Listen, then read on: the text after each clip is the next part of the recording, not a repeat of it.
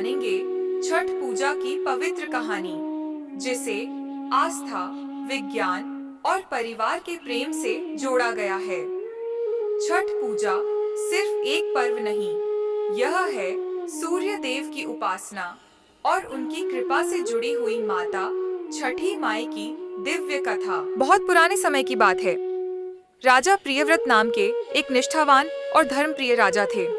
उनकी पत्नी मालिनी रानी बड़ी सच्ची और सरल स्वभाव की थीं। लेकिन उनके जीवन का सबसे बड़ा दुख था, उनके कोई संतान नहीं थी। उन्होंने अनेक यज्ञ किए, कई तप किए, परंतु कोई फल नहीं मिला। आखिरकार उन्होंने आर्षि कश्यप से उपाय पूछा। ऋषि ने कहा, राजन, एक विशेष यज्ञ करो, तुम्हें संतान की प्राप्ति अवश्य होगी। राजा ने वैसा ही किया। यज्ञ के बाद उन्हें एक फल मिला और कहा गया कि इसे रानी खाएं।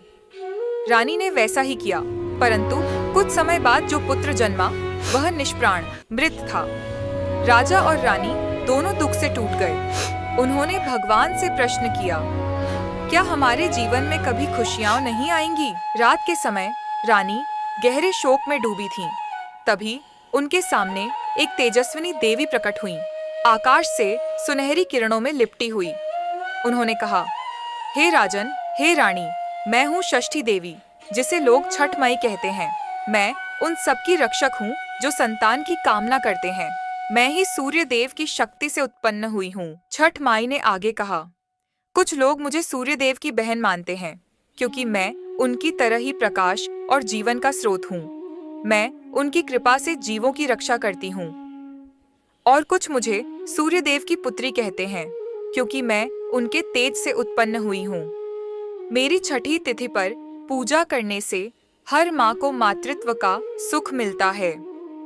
राजा और रानी हाथ जोड़कर बोले, हे देवी, हमें बताइए, हम आपकी पूजा कैसे करें? देवी ने कहा, छठ व्रत 4 दिनों तक मनाया जाता है। पहले दिन नहाए खाए, दूसरे दिन खरना, तीसरे दिन संध्या अर्घ्य और चौथे दिन उषा अर्घ्य।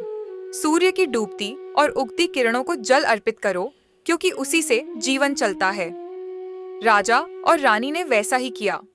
सूर्य देव प्रसन्न हुए और माता छठी माई ने उन्हें एक सुंदर पुत्र का आशीर्वाद दिया। देवी ने कहा, जो भी श्रद्धा से यह व्रत करेगा, मैं उसकी संतान की रक्षा करूंगी और उसके घर में सुख, शांति और स्वास्थ्य लाऊंगी। उस दिन से ही छठ पूजा की परंपरा शुरू हुई।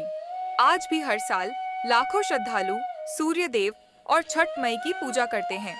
व्रती महिलाएं बिना अन्न जल ग्रहण किए घाटों पर दीप जलाकर सूर्य को अर्घ्य देती हैं।